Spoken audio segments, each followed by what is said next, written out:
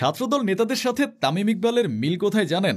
একটা বা দুটো নয়, অন্তত 5টি দিকে ছাত্রদল নেতাদের সাথে তামিমের মিল রয়েছে। প্রথম মিলটা হলো তারা উভয়ই নির্বাচন থেকে সরে দাঁড়ায়। অবশ্য এই নির্বাচন বয়কটের জায়গায় ছাত্রদল থেকে তামিম ইকবাল বেশি দক্ষতার পরিচয় দিয়েছেন। ছাত্রদলের আবিদুল যেখানে পরাজয় টের পাওয়ার পর ডাকসু নির্বাচনে কারচুপির অভিযোগ তুলেছিলেন, তামিম সেখানে ওই পর্যন্ত যাওয়ার প্রয়োজনই বোধ করেননি। ডাকসুর পর জাকসু নির্বাচনেও অনিয়ম ও পক্ষপাতিত্বের অভিযোগ তুলে ভোট গ্রহণের সময় শেষ হবার আগে নির্বাচন বর্জন করেছিল ছাত্রদল সমর্থিত প্যানেল। এদিকে বিসিবি নির্বাচনের আগেই মনোনয়ন প্রত্যাহার করে নিয়েছেন তামিম। ছাত্রদল নেতাদের সাথে তামিমের দ্বিতীয় মিলটা সংবাদ সম্মেলন করার ক্ষেত্রে। ছাত্রদল যেমন কথায় কথায় সংবাদ সম্মেলন ডেকে বসে, তামিমও তেমন সংবাদ সম্মেলন ছাড়া কথা বলতে পারে না। 2023 সালের সেই ঐতিহাসিক সংবাদ সম্মেলন দিয়ে শুরু। এরপর থেকে তামিম যে কতবার এই আয়োজন করেছেন তা হয়তো তিনি নিজেও জানেন না। বাংলাদেশ ক্রিকেটের যত উত্থান পতনই থাকুক, তার সংবাদ সম্মেলন মিস যায় না। তৃতীয় মিলটা রাগ করার ক্ষেত্রে। ছাত্রদলের আবিদুল রাগান্বিত হয়ে হুঁশিয়ারি দেন, হে বিশ্ববিদ্যালয় প্রশাসন। আরেক নেতা গণেশচন্দ্র রায় উপাচার্যের সামনে টেবিল চাপড়ে কথা বলেন। তামিমের রাগটাও কোনো অংশে তাদের থেকে কম নয়। 2025 বিপিএল রংপুরের কাছে নিশ্চিত জেতা ম্যাচটা হারার পর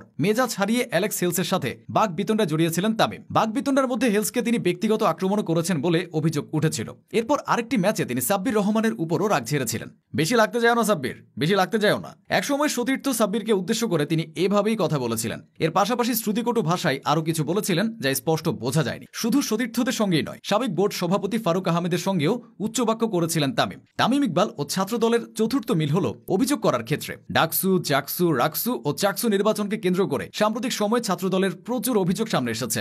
নকল ব্যালট পেপার সহ নানা অনিয়মের অভিযোগ দেওয়ার পরও কোনো কার্যকরী পদক্ষেপ না নেয়ায় ডাকসু নির্বাচন নেতিবাচক ও প্রশ্নবিদ্ধ হয়েছে বলে অভিযোগ করেছিলেন ডাকসুর ভিপি প্রার্থী আবিদুল ইসলাম। এরপর জাকসু নির্বাচনেও ভোট কারচুপি ও জোর জবরদস্তি সহ 12টি অভিযোগ জানিয়েছিল ছাত্রদল। এদিকে বিসিবি নির্বাচনের আগে থেকে তামিম ইকবাল অভিযোগ করে আসছিলেন, এখানে ক্রীড়া উপদেষ্টা ও সরকারের একটি অংশ সরাসরি প্রভাব খাটাচ্ছে। নির্বাচন থেকে তার নাম প্রত্যাহারের পরও তার কণ্ঠে শোনা গেছে নানা অভিযোগ। তামিম বলেছেন, আপনারা বড় গলায় বলেন বাংলাদেশে ফিক্সিং বন্ধ করা লাগবে। আগে নির্বাচনের ফিক্সিং বন্ধ করার চিন্তা করেন, পরে ক্রিকেটের ফিক্সিং বন্ধ করার চিন্তা করেন। এই নির্বাচন বাংলাদেশ ক্রিকেটের জন্য একটা কালো দাগ হয়ে থাকলো। শুধু ছাত্রদল নয়, তামিম ইকবালের সাথে যুবদল নেতা রবিউল ইসলাম নয়নেরও মিল আছে। সে মিলটা হলো তারা দুজনেই নিজেদের এখতিয়ারের বাইরে গিয়ে কাজ করেন। রবিউল ইসলাম নয়ন আওয়ামী লীগ পতনের পর রাজনৈতিকভাবে আরও বেশি সক্রিয় হয়ে ওঠেন। তামিম ইকবালও বিএনপির কিছু প্রোগ্রামে অংশ নিয়ে কথা বলেন। আওয়ামী লীগ পতনের পর নয়ন তার কর্মীদের নিয়ে বেসরকারি টেলিভিশন সময় টিভি দখলের চেষ্টা করেছিলেন, যা ছিল সম্পূর্ণ তার এখতিয়ার বহির্ভূত কাজ। এদিকে 2025 সালের এপ্রিলে ঢাকা প্রিমিয়ার লিগের ম্যাচে